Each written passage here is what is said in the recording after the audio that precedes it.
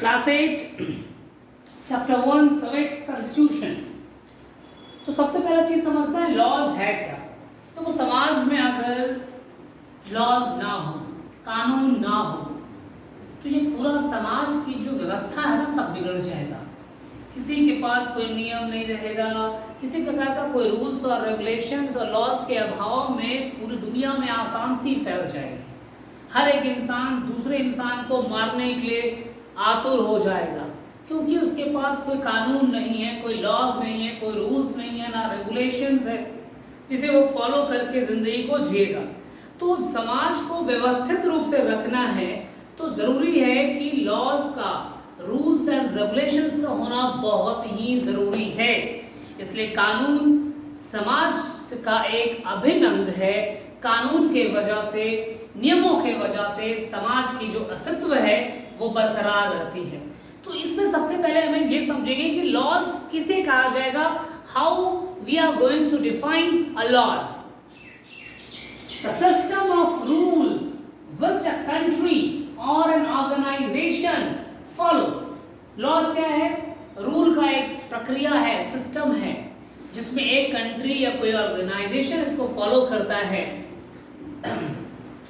तो बनाता है, प्रोवाइड करता है टू गवर्न बिहेवियर्स, तौर तरीकों को गवर्न करने के लिए कि आपका तौर तरीका कैसा होना चाहिए, कैसे व्यवस्थित जिंदगी जिए, उसके लिए एक लॉज को फॉर्मुलेट किया जाता है एक कंट्री के द्वारा या फिर किसी ऑर्गेनाइजेशन के द्वारा, ताकि उस रूल्स एंड लॉज को फॉलो करके वो अपनी जिंदगी को व्यवस्थित कर दे और समाज में न्याय को इंश्योर करे, न्याय को स्थापित करे, जस्टिस को स्थापित किया जाए, उसे ही लॉज कहा जाएगा। लॉज जो है कोर्ट के द्वारा इंफोर्स किया जाता है, प्रोवाइड किया जाता है, दिया जाता है। कोर्ट के द्वारा बनाए गए कानूनों का उल्लंघन करने पर कोर्ट जो है पेनाल्टीज इंपोज करती है।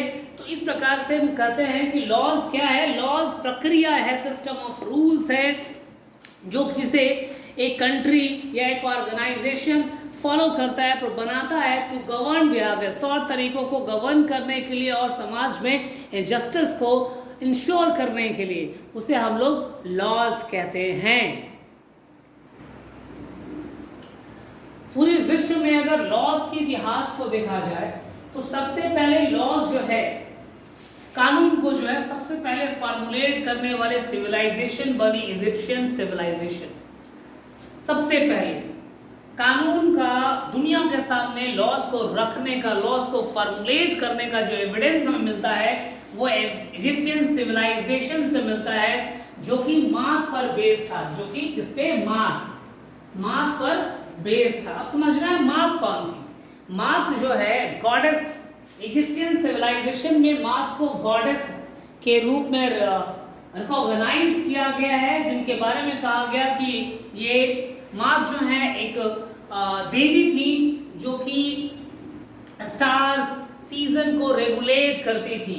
इस प्रकार की मिथ है मात के लिए। मात जो है रेफर करता है, कंसेप्ट है उसकी मात का, जो ट्रुथ पर, बैलेंस पर, ऑर्डर पर, हार्मोनी पर, लॉ एंड मॉरलिटी पे, नैतिकता, कानून,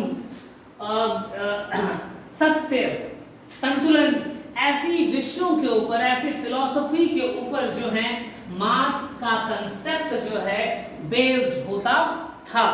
तो ये पहला चीज है कि जो कानून की जो पहली साक्ष्य हमें दुनिया में मिली है वो इजिप्शियन सिविलाइजेशन से ही मिला है, और वहां की जो सिविलाइजेशन की जो कानून थी वो मात के ऊपर बेस्ड होती थी, as you have seen on the board.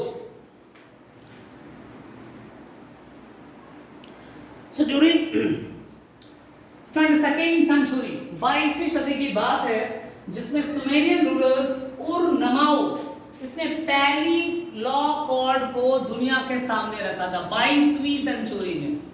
ठीक है, 22वीं सेंचुरी, 22nd सेंचुरी है ना, 1 century, 2nd, 3rd, 4th, 5th, तो 22nd सेंचुरी की बात की जा रही है। 22nd सेंचुरी नहीं कहूंगा मैं, 22nd, ठीक है, सदी थी वो, है ना। उस समय एक राजा हुआ करता था सुमेरियन का, जिसका नाम था उर नामाओ। इस जिसने पहली बार दुनिया के सामने लॉ कोड बनाने का काम किया, फॉर्मुलेट करने का काम हुआ। फिर 1760 के आसपास में आपका किंग हम्मुराबी, जो कि इजिप्शियन बेबीलोनियन राजा था, उसने दुनिया के सामने फिर एक लॉ सामने रखा और उसने ये भी क्लियर किया, रिवील किया कोड लॉज बनाते हुए कि मेसोपोटामियन सन गॉड समाज जो है न्याय के देवता हैं, जस्टिस के देवता हैं, और उन्हीं के द्वारा ये प्रतिपादित किया गया है। मैं मतलब किंग हम्मुराबी कहते हैं कि जो कानून आपके सामने रखा गया है वो न्याय के देवता सन, जिसे बेबीलोन में समाज कह के बुलाया जाता था, गॉड समाज, उनके द्वारा प्रतिपादित किया गया है। इस प्रकार से कानून जो है दुनिया के लॉ जो है दुनिया के सामने आया है। उसकी कुछ हिस्ट्री में आपके पास रखा हूँ, कुछ इंपॉर्टेंट हिस्ट्री की पहली बार कानून का जो शब्द है वो कहाँ से निकल कर आया, लॉ कोड जो है सबसे पहले कब बना है, किंग हम्मुराबी के समय कहाँ के राजा थे, तो भाई तो बेबीलोनियन किंग थे जिसने बेबीलोनियन लॉ कोड बनाया था और उसमें उन्होंने रिवील किया था गॉड ऑफ जस्टिस किसे कहा गया है, सन को बोला गया है, सूर्य को बोला गया है, जहां बेबीलोन में उन्हें शमाश कहकर बुलाया जाता है।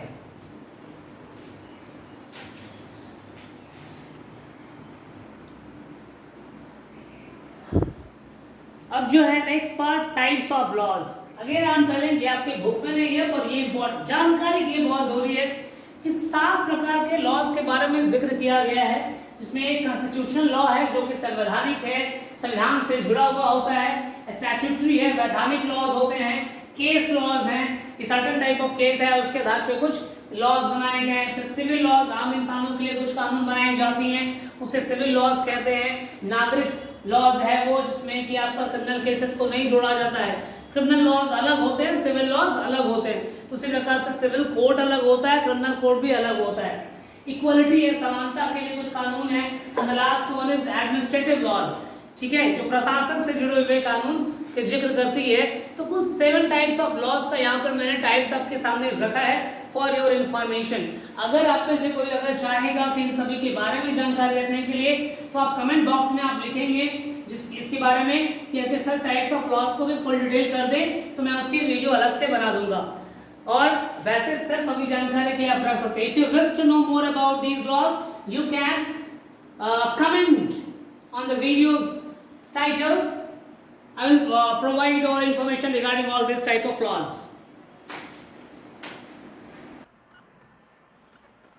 Now, why do we need laws? हमें कानून क्यों चाहिए? So there are the various reasons. That's why we need laws. The very first one, laws to maintain peace and harmony. समाज या देश में शांति स्थापित किए रखने के लिए हमें कानून की आवश्यकता होती है। जैसे मैंने पहले ही कहा कि कानून के अभाव में समाज अव्यवस्थित हो जाता है, कई सारी गड़बड़ियां फैलने लगती हैं, डिस्प्यूट्स होने लगता है, कन्फ्लिक्ट होने लगता है।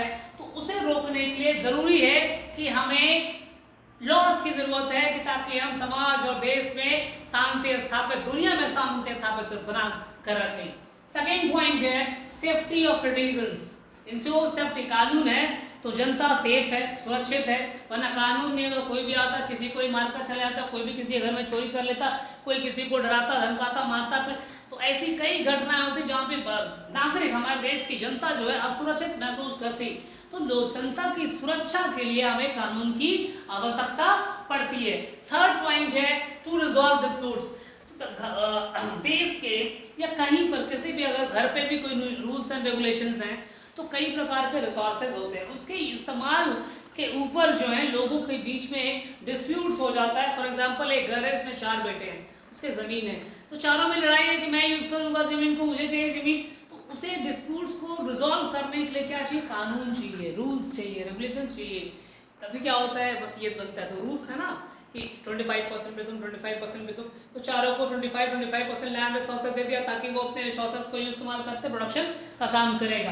तो उसी प्रकार से जो है रिजॉल्व डिस्प्यूट्स को, किसी प्रकार के मतभेद को रिजॉल्व करने का काम कानून करता है। Fourth point, provide equal treatment and opportunity.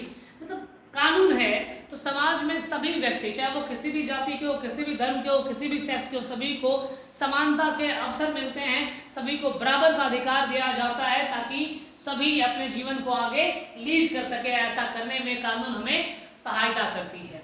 Prevent concentration of power in the hands of ruling body. देखिए, अगर सरकार है, कानून नहीं होता तो सरकार क्या होती, गवर्नमेंट क्या करती, गवर्नमेंट बॉडी, रूलिंग बॉडी पूरा पावर अपने हैंड्स में कंट्रोल कर रखा होता है। लेकिन ऐसा नहीं है। लेजिस्लेचर अलग है, एग्जीक्यूटिव अलग है, जुडिशियरी अलग है। सरकार अगर काम कर रही है, अगर सरकार के कामकाज में कहीं पर कुछ ऐसा लगता है, सुप्रीम कोर्ट क्या करती है, जवाब मांगती है। तो क्यों मांगती है? ठीक है, अगर ऐसा नहीं होता तो वो उससे कोई जवाब करने वाला ही नहीं होता। तो इस लॉज हैं तो किसी भी रूलिंग बॉडी के हाथों में पूरी पावर कंसंट्रेटेड नहीं होता है। ठीक है, वो डिवाइडेड है। आगे पढ़ोगे पावर डिवीजन, पावर शेयरिंग, तो पावर्स का डिवीजन किया गया है डिफरेंट ऑर्गेनाइजेशन, डिफरेंट इंस्टीट्यूशन के बीच में। And only because of this law, laws are made against. हमारे समाज में कई प्रकार की कुप्रथाएं हैं। डॉरी सिस्टम, सती प्रथा थी, विधवा सिचुएशन था, चाइल्ड लेबर है, विमेन्स एजुकेशन, तो इन सभी के ऊपर कानून बनाई गई है। अगर कानून नहीं होता तो आज भी हमारे देश में डॉरी सिस्टम पे आप सर्च करें गूगल पे तो ऐसे कई केसेस मिलेंगे। प्रत्येक दिन अखबार में भी होता है कि दहेज के नाम पर लड़कियों को जिंदा जला दिया गया, मार दिया गया।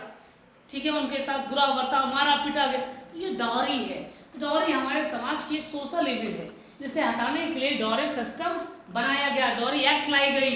उसी प्रकार से दलित एक्ट है, समाज में दलितों के विकास के लिए कानून बनाई गई ताकि उन्हें भी इक्वल अपॉर्चुनिटी के साथ ट्रीट किया जा सके। तो कानून सिर्फ हमें सही और गलत के बारे में नहीं बतलाता है, साथ साथ इसके अलावा जो है व्यक्तिगत अधिकारों की सुरक्षा भी कानून करता है। This is the first part, first topic, first 2 pages, first topic of this chapter which I have discussed you. मैं अभी भी अपील करता हूँ आप लोगों से कि कोरोना के समय में आप घर पे रहें, सुरक्षित रहें। घर से बाहर अगर किसी काम के लिए निकलते हैं, मास्क पहन कर लिखें, बार बार समय समय पे अपने हाथों में सैनिटाइज या हाथों को साबुन से धोते रहें, सुरक्षित रहें, सेफ रहें और घर पे रहें। वीडियो अगर आपको समझ में आती है, वीडियो अगर अच्छा लगता है तो वीडियो को लाइक करें, कमेंट करें, शेयर करें, चैनल को सब्सक्राइब करें। That's all, thank you.